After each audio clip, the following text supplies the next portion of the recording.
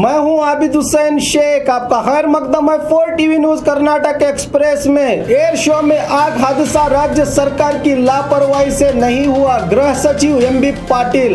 कल Bengaluru air show में 5 number gate parking इलाके में हुए आग हादसे में करीब 277 कारें जलकर खाक हुई थी, जिसको लेकर बीजेपी के राज्य अध्यक्ष येडियुरप्पा और शोभा करंदलाजे ने साझा सरकार को जिम्मेदार ठहराया। आज इसकी खंडना करते हुए गृह सचिव एमबी पाटिल ने कहा कि एयर शो का कार्यक्रम केंद्र और राज्य सरकार दोनों ने मिलकर आयोजन किया है, यहाँ पर किसी एक को जिम्मेदार ठहराना गलत है। येडियुरप्पा और शोभा को कोई भी आरोप लगाने से पहले सोचना चाहिए, कहा गृह सचिव एमबी पाटिल ने।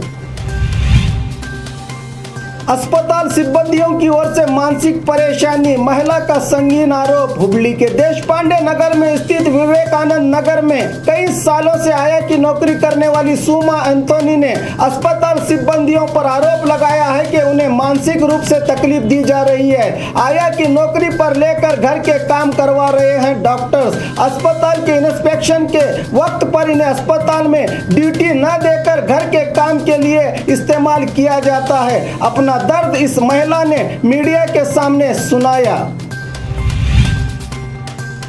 इंसान बनकर आए फरिश्ते, बचाई जान। बेंगलुरु के होसकोटे में यह घटना घटी है। बेस्कॉम विभाग इलेक्ट्रिक पोल लेकर आ रही ट्रैक्टर अचानक से पलटी हो गई तो चालक रमेश इंजन में फंस गए।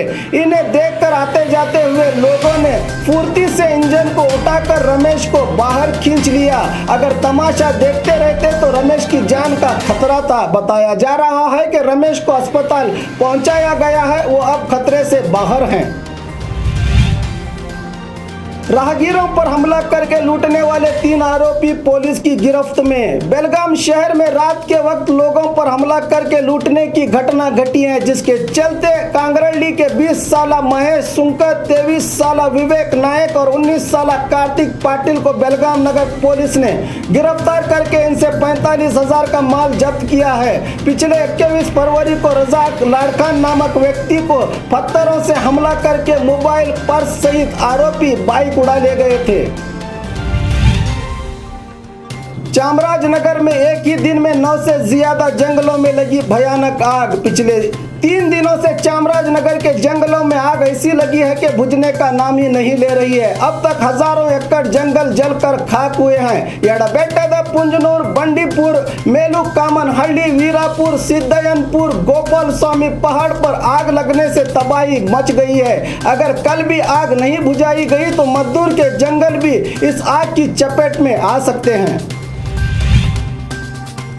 राज्य सरकार ट्रांसफर का धंधा कर रही है, जगदीश शेट्टर का संगीन आरोप। आज हुबली में मीडिया से बात करते हुए बीजेपी के पूर्व सीएम जगदीश शेट्टर ने साझा सरकार पर निशाना साधते हुए कहा कि होलसेल में अधिकारियों के ट्रांसफर हो रहे हैं, जिसमें खूब भ्रष्टाचार चल रहा है। एयर शो में लगी आग पर सीएम कुमारस्वामी पर आरोप लगाते हुए कहा कि इसके लिए खुद सीएम जिम्मेदार हैं, क्योंकि वहां पर्याप्त सुरक्षा के साधनों की कमी थी।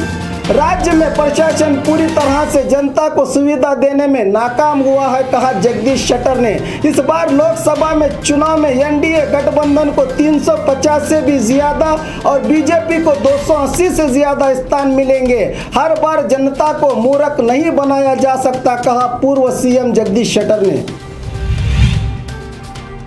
बीजेपी सांसद प्रताप सिम्हा के खिलाफ नॉन अवेलेबल वारंट जारी। अभिनेता प्रकाश राय के खिलाफ अपने ट्विटर अकाउंट में आपत्तिजनक टिप्पणी के चलते सांसद के खिलाफ प्रकाश राय ने मानहानि का मुकदमा दर्ज किया था। बार बार नोटिस के बाद भी कोर्ट में हाजिरी न देने पर जनप्रतिनिधि न्यायालय ने गैर जमानती वारंट जारी किया है प्रताप सिम्हा के खिलाफ।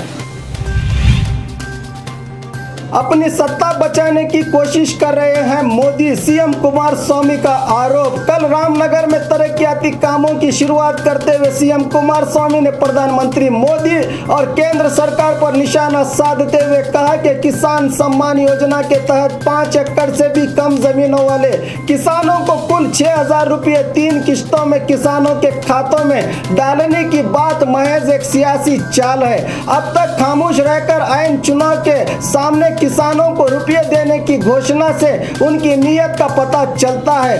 कुल केंद्र सरकार 2,900 करोड़ देगी, जिसके लिए किसानों की फहरिस्त मांगी है, मगर उससे भी ज्यादा तो हम दूध उत्पादकों और उचित विद्युत के लिए किसानों को दे रहे हैं, कहा सीएम कुमारस्वामी ने। मेडिकल स्टूडेंट के लिए शॉकिंग न्यूज, फीस में होगी अब बढ़ोतरी। आने वाले शैक्षणिक वर्ष में मेडिकल कोर्स में दाखिला लेने वाले स्टूडेंट्स के लिए डॉक्टरी की पढ़ाई महंगी हो जाएगी। प्राइवेट, सरकारी, कॉमेड के एनआर और मैनेजमेंट कोटे के सभी मेडिकल सीटों के लिए फी में बढ़ोतरी के लिए सरकार ने मंजूरी दी है। पिछले साल फी में 8% का इजाफा हुआ था, इस बार 15% इजाफा होने की बात बताई कॉमेड के चेयरमैन एमआर जयन्ना ने। और खबरों के लिए देखते रहिए 4 टीवी न्यूज कर्नाटक एक्सप्रेस।